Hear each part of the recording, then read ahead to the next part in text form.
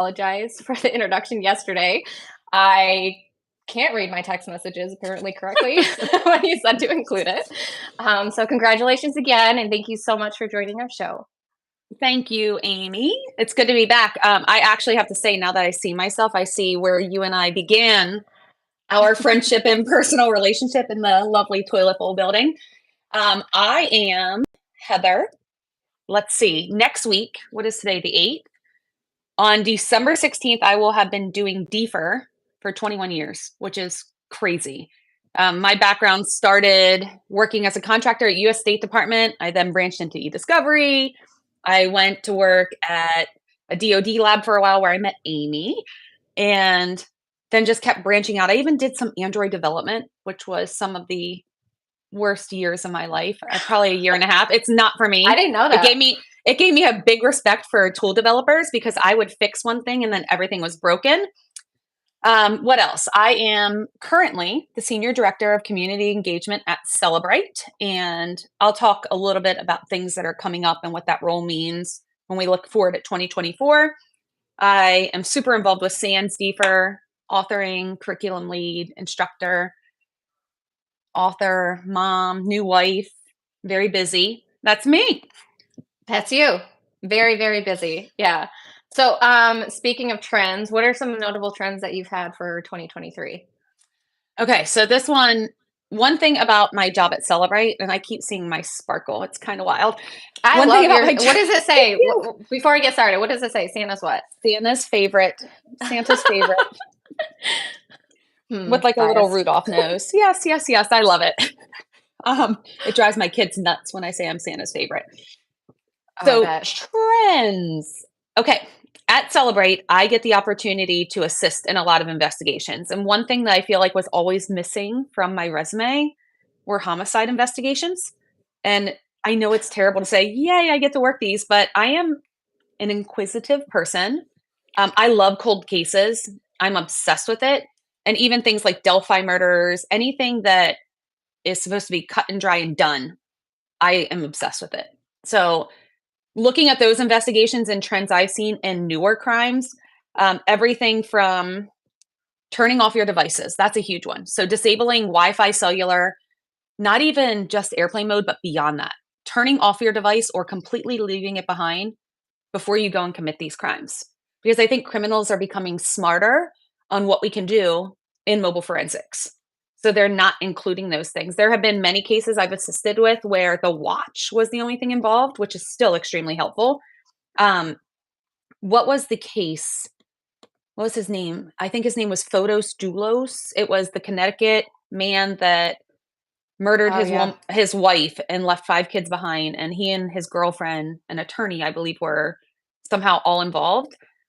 He was smart enough to leave his device behind sometimes, but dumb enough to plug it into his girlfriend's rental car. So this is where you hope they make a mistake with connections, but that's a big one. Also, privacy is just there, typically. So if you think about even encryption, like if my dad went and committed a crime today, my dad has no idea what the word encryption is, but his device is more protected than ever before. So the average Joe is more protected than they were in the past. And that's a big thing. Encryption built in. So Google giving privacy folders, people being allowed to install more privacy or secure operating systems on Android, the use of Photo Vault. People are becoming more tech savvy on how to hide things from us. So that's a trend that I'm seeing, unfortunately, which is not good because it makes our work harder.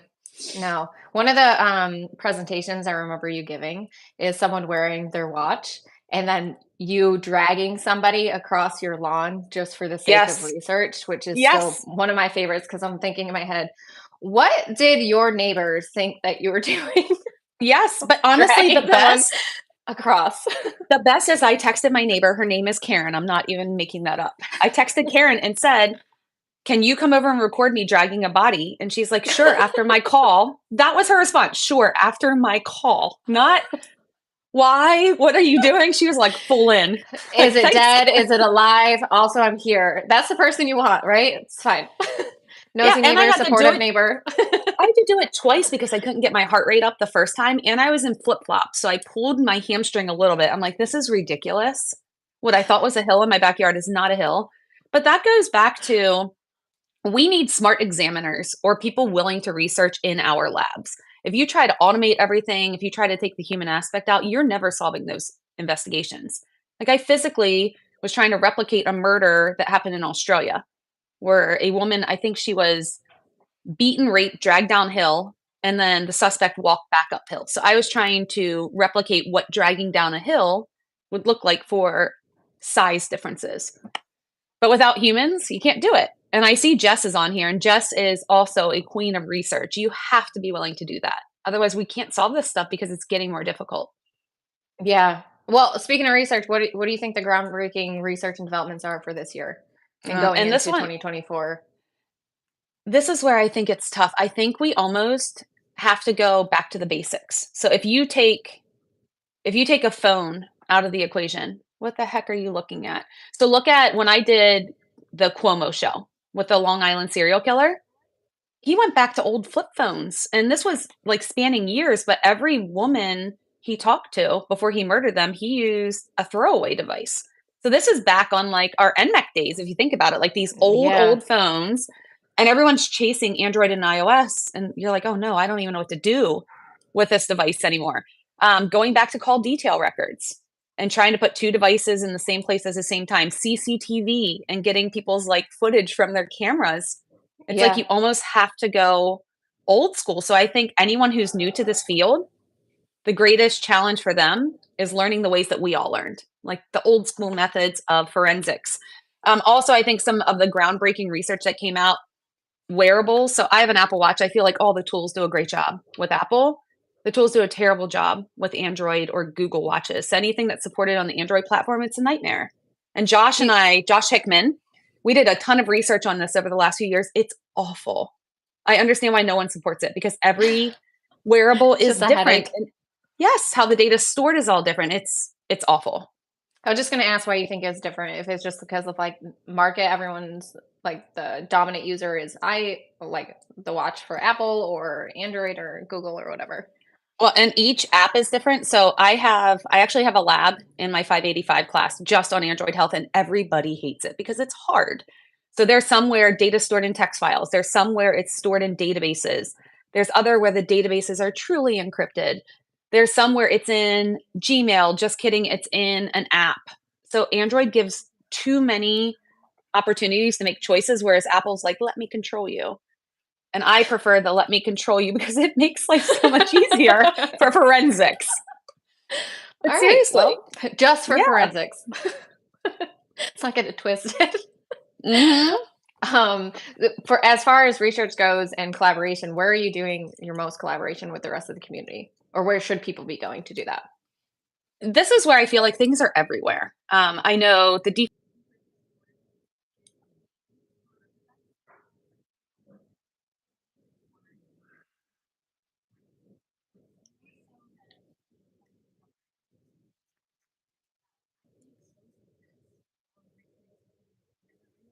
elite.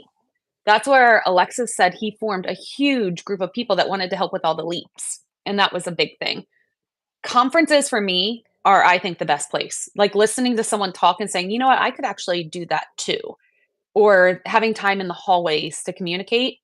But I still use, like water I can't cooler help it. talk. I have, yes, yeah. Like I have to call it Twitter. I know it's X. I don't know what the heck is going on. Just like I call Facebook. I'm back to my old ways. But I really should we be calling Facebook something else? Is it Meta? Is that Meta? Yeah, I'm like too. I can't help it. But I try to respond to every message, every single one, and I try to communicate with all the people. But something I learned last year, and Jess, I see you on here. I don't know if you do this or not. And Amy, it's something you should consider as well if you're not doing it. I was terrible about LinkedIn. And then last year I was at RSA and I was invited by KPMG to this women's happy hour. And they had a younger girl sitting up front. And she said that she relies 100% on LinkedIn because it's career-based and she doesn't know who to follow on Twitter or any other platform. And she said when she tried Twitter, it was always like, she saw it as males with a hoodie in a basement and you have to be a hacker in order to do DFIR. And she's like, I couldn't resonate with that. And she's like, but then I saw on LinkedIn, some woman posted she was on a soccer field with her kids And she's like, it grabbed my attention. And I was like, oh, wait, I can look like her and want to be a mom and want to try to make myself look pretty and still be a hacker that doesn't have to be in a basement, like eating Cheetos and playing video games. I was like, interesting. So she's like, I wish more women would use LinkedIn as a platform to communicate with others that don't even know how to find you. Absolutely. So I'm like, I'm going to be better. I'm going to be better. And I have been better. Is that your goal? It is. To be better on LinkedIn. It's been around forever, but now it's a goal. No. I'm the same way. I actually, when I first joined Twitter, I would post nothing, which was pointless, right? I would just follow a bunch of people, but it was the same thing. It was like, I didn't know who to follow and where to even start. And then I felt like I was going down rabbit holes and I was like, I don't care about this. This is not what I'm looking for. So it was hard to try to find that. And also I like LinkedIn too, because you can post like your blogs and your articles right on your profile itself. So I think that that's really important, especially if you're looking for candidates or you're looking for speakers for presentations or something along those lines. It's a lot easier to see exactly what their interest is and what they're doing instead of just like a resume of skills. So I don't know, speaks volumes. So, agreed. is there any other you mentioned Discord. I am not on Discord as much as I should because I feel the same way. Same. Do you do Reddit? I don't do Reddit. So Paul, on the team of the people I work with, our little like dream team that we form, Paul is our Reddit person and he sends us things in WhatsApp that we need to be aware of. Josh and Paul and JP are amazing at Discord. I'm like, you guys are the Discord kings. Enjoy that. I try to be really involved when we're running a CTF or when there's an I beg to differ or something that requires it.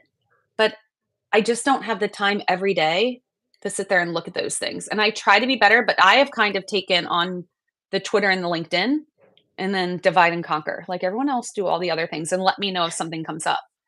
But it's great. People will send Celebrate a message on a Tip Tuesday saying, hi, I've been a police officer for 15 years. I'm looking for a new job. Can Heather help me? So it's like relying on everyone to just kind of point me to where I need to respond. I would love that is wild. An assistant that will do those things. That's what I should do. Jessica just said there's too many platforms. There are. It's insane. Agreed. You know what? We should actually design another platform that ties all the platforms together. No. Yes. And that's what honestly with Celebrate. With Celebrate, we have a new community that I think should be announced in like January or February that I'm responsible for. So they wanted me to, in this role, bring everyone together of our customers and have all these different events and things. But one of the things was, let's create a Slack. I'm like, oh, no. Please don't. I can't do one more. So I was like, we could have a channel on D for Discord, but no more. Because as Jess was just saying, there's too many. We already can't keep up. I have a love-hate relationship with Slack. Mostly hate. Me too. Like, you got direct messages, you got threads, you got canvases, you got, I don't even know, channels on top of it. And I'm like, do you need something? Just, I don't know where to look first. So. It's awful. And at SANS, they put me in each of the DFIR courses. I am in all of those threads. I'm like, why do I get lost? Here? It would be overwhelming for me. It's vicious. I literally click on it, and if I don't see my name, I'm like, okay, goodbye. Like it never. Because notifications haunt me. Notifications, I can't handle it. I need to have, like, right now I can see my Gmail. I have 51 unread messages. 51. I can't. They all have to go away. Yeah. My OCD would have kicked in at that point. Read all. Yeah, that's what I threw down. One of the first things when I switched to reporting to my new boss, my CMO, she does this whole inbox zero philosophy. I'm like, it actually helps your brain rest when your inbox is at zero. I'm like, that's my goal. I'm not as organized as her, but I'm trying. I'm the same way. I actually will spend extra time. So on Wednesdays, I carve out just a chunk of my time to just do inbox cleanup. Where it's like admin stuff. I just need to get through this, need to understand like if I'm caught up. And I will actually go through read messages already and just make sure that I did respond to people. Because I'm also terrible about responding in text message. If someone texts me, I will in my head think I replied and then I didn't. So I just verify that in my emails as well. So. Yeah, I try to leave it unread. If I know I can't focus on it, I'm like, you have to be unread. Jared, meanwhile, has like 300,000 unread messages. It gives me a minor heart attack. What a monster. Like, no. Oh, it's awful. But Jess, I am with you. I have so many tabs open because these are things I must tend to. You both are killing me. I wouldn't I couldn't survive. I couldn't survive with that many tabs, unreads, anything. I couldn't do it. So, all right. And then we already kind of talked a little bit about privacy, but what do you think some of the ethical dilemmas there are, like moving, like that our community commonly faces, and then also how are we navigating those challenges? So something I had pop up within the last 2 years was, and I won't say the agency, an agency came to us and they needed to say X occurred, whatever X may be. And I feel like if someone comes to you and says, this kid killed this person and this is why, you're expected to approach the case that way. And we almost need that kind of intel telling us what we're looking for. But it's our job to also say why it can't be possible.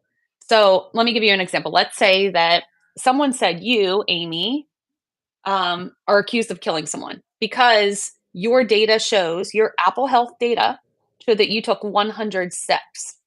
And if you took 100 huge steps, you could have been within proximity of where the body was found. So what we said is the person could have taken, he was at a campfire, the accused, he could have taken 100 steps to put logs like back and forth to a campfire. He could have walked in a circle around that campfire. You can't say this guy took like Mother May I giant steps to like, you know, like when you're like Mother May I may take 5 steps and you're trying to like stretch your legs as far as you can. You can't say that. And they were angry. They were angry because when someone wants you to say the evidence is one way and it may not be, I think it's our job to also introduce doubt. Because if we're not, there could be something else involved in that case. So I think if you find the smoking gun, which is what we've all been trained to call it, is there anything else that could have made that gun look smoky? Is it truly what happened? I think we have to remove any bias we have. Like we can't have, and I talked about this at HTCIA candidly on a stage. I worked the Lamar Owens rape investigation. And I didn't want to because I, in my mind, thought he was guilty. And I found the piece of evidence that showed that he was not guilty. And it was so humbling.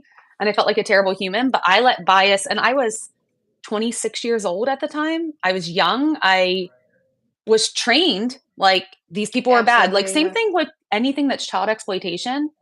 In your mind, that person's awful. But what if it's truly malware did it? That's where it gets hard. Like you have to find the artifacts to support the evidence, not just say, yep, you're correct, done. Yeah, Jessica just said remove the bias and try to disprove what else could cause the data. Yeah, absolutely. And so there's oh, sorry, go ahead. I was going to say, so these people are facing the worst day of their lives, either if they're guilty or they're not guilty. And you're kind of, as the examiner, there to assist in the process to just make sure justice is served. Yeah. And I had an episode of The Dig For, and I had Patrick Seward on the show. And I remember people saying, oh, he does a lot of defense work. And I'm like, he does. And that's what this is about. Like the data is the data. And I know people who do defense cases. Again, with law enforcement, DOD background, you always see them as, why would you represent the guilty? But what if they're not the guilty? And he even admitted in my show where he's like, I've been dismissed from cases because I said, I think your person actually did this. And this is why. So he was actually taking an unbiased approach. Yeah. I mean, you have to represent both parties on each side. Yep. For sure. I guess you're looking at the human rather than the case, right? Yes. You're just being more humane towards the situation. Which is important. And I think another huge thing too is if you don't know, you will wreck your career if you guess or just say, yep, it's that because you were told that's what it was. So I think it's really wise to also say you don't know or you need help from someone else that does know because we're a small community with a lot of smart people. Ask a friend. Yeah. Validate everything. Yep, absolutely. No, those are all really good points. So let's see. We have Jessica was saying people seem to be more responsive on Twitter or X, whatever we're all calling it. I feel like we're all gonna start transitioning slowly over to the new names, like in 10 years. Yes. And I don't know if it's Stefan. I think it's Stefan. Finding the unread message drives me crazy. Right now, my phone, even though like I go into unread, it always says 2. I've turned my phone on and off. It's killing my soul. It is Select killing me. all, read all, still I know. there. I'm like, I don't know where it is. That happens to me a lot on Facebook Messenger, which drives me insane because I have to go Same. through personal and business back and forth. Yeah. And I'm like, oh, it's probably the business one, right? So I like check it, nothing. But I Go to also the other think one, I think nothing. it's those ones sometimes where people put a whole bunch of videos in it, and if you don't look at each of the videos, I think it counts those as unread. It drives me insane. I don't know. We need Ugh, I somebody don't to like it. examine this and figure it out. Yes. Provide us the answers. Why? There's a blog idea, somebody. That's what people The joke with me all the whys. time. They want Instagram reels. I'm like, I can do forensics on Instagram. I don't know how to create a reel. Sorry, people. Don't know how to really use my phone to its full benefit, but I can analyze the heck out of it. All right. Well, we'll get you there. I can help you. Thank you. I make reels all the time. So, so looking ahead in 2024, what do you think some of the opportunities in our field are going to be? A major thing. So I will talk about some kind of ones near and dear to me, but let's talk about data first. So a huge opportunity for anyone that's listening is to figure out a way to give people time back. Like, how do we manage when you look at cases? How do we manage all this? You're going to get like at least 5 phones per investigation. Look at the Long Island serial killer. For every, how many women was he accused of killing? Like 20 to 40. But for each of those, different phones involved, plus the call detail records, plus CCTV. Like, you're getting all this information. I feel like people are relying too much on automation. I think people are relying too much on which case is more important, which I get. And everywhere I've worked, that's always happened. Like, which is more important? But analysis is barely touching all the data that's there. So I think we have a Right. huge opportunity to learn how to better triage, maybe, how to faster approach data, how to better store data. Because I can't imagine my old Strauss Freeburg ways, we would have 2 hard drives attached to our Solo 3 image master, copy all. You can't do that It's not now. efficient. Like, yeah, like what were we doing? We were doing it all wrong. No, you were doing what you could at the time. Yes. No, I agree. So we kind of touched on this before we started the show, but automating things is good. It's a positive. But then we see this trend that's happening now where these digital forensic jobs are shrinking because people are relying on the automation and they're not relying on the humans to review the data, which is not good. It's terrible. Yeah, we're definitely going to continue to need those jobs. And I think what's going to happen is we're going to shrink and then we're going to grow again. Yep. Because then people are going to be like, oh, I can automate these other things, but I still need that human in that seat to perform the analysis. I've had someone in class once complain, like, this is ridiculous. I spend this much money on physical analyzer, on Axiom, on Oxygen. Why is it not telling me the truth? And I was like, okay, so the tool's job is to parse the data that is on the phone. The phone's job is to track all the things you do. No one can say if you did it, if Siri did it, if Google did it, if cloud data synced to it. That's a human. Like, you need the person behind the keyboard that's like, this is the truth. The tool's job is to present you with the data. So it's just so much, though. It's so much. Yeah, Jessica just said metrics are killing us, which is true. Can't speak more about that. And like in every single area of like public and private sector, it's just is being driven by metrics. Yes. Yep. And I don't know about you guys, but I feel like a lot of people will come to you and say, this is what I need you to get. Can you guarantee you'll get it for me? No. Like, there's Do you have a magical ball? Do you have a globe that you can look into? It's crazy. Like, I will get so many messages to my Smarter Forensics email that's like, I think I'm being stalked. I think this thing has happened. I think this thing has happened. Can you help me? Can you tell me how to do this? I'm like, it's mind-blowing. Stuff is everywhere and everyone wants the quickest answer for the cheapest way and to pay the cheapest person, which is unfortunate. Yeah, you're not going to get quality out of that. Yeah. At all. It's unfortunate for everybody. So, and I think that's important that we educate. So it's so important to educate and to collaborate in the community so that way you have people that are in the know, right? Yes. Of how valuable these skill sets are and that those jobs are and why you can't rely on those tool sets. I know that Alexis Briggs, he always talks about, you're using the tool but you still need the human to review the data, and you Yes. can't just rely on what the tool is just spitting out. You need to validate that information. And if we're automating all of these things, that's not going to happen. It's going to turn into a hot mess.